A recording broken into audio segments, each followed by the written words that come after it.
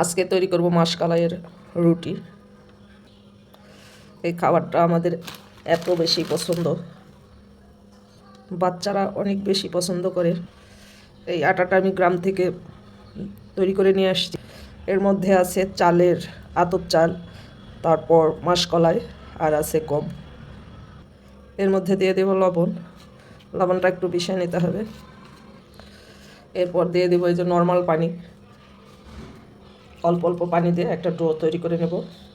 একবারে পানি দেবো না, অল্প করে দেবো। আর এই যে দেখেন অল্প অল্প পানি দিয়ে নরম একটা ডো তৈরি করে নিয়েছি।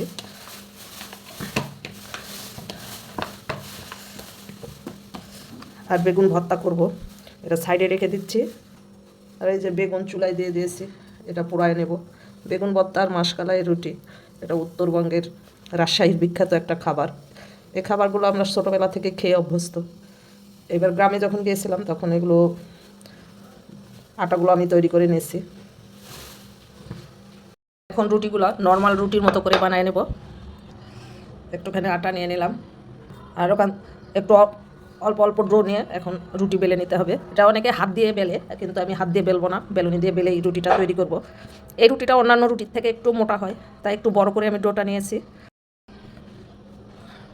নর্মাল যে রুটিগুলো বেলে সেইভাবেই বেলে নেব। একটু মোটা করে বেলতে হবে, বেশি পাতলা করা যাবে না।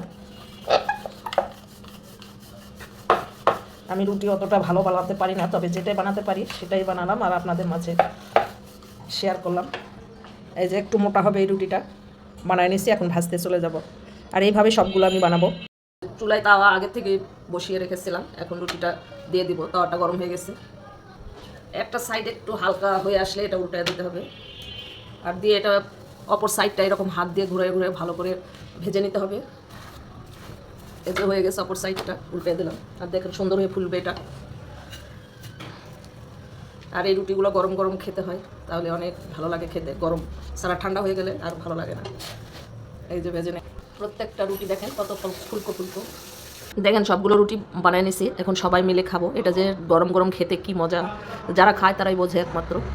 বেগুনের ভর্তা, ধনিয়া পাতার এই যে চাটনি, আর এই যে রুটি, গরম গরম রুটি, কি যে মজা এই বেগুনের চাটনি দিয়ে খেতে। এই খাবারের জন্য সবাই পাগল, সবাই মিলে খাচ্ছে আর তো টেস্ট বাড়ে যাচ্ছে। বেগুনের ভর্তা কম হয়ে গেছে, সবার এত বেশি পছন্দ হয়েছে, খুবই মজা। ধনিয়া পাতার চাটনি ছিল।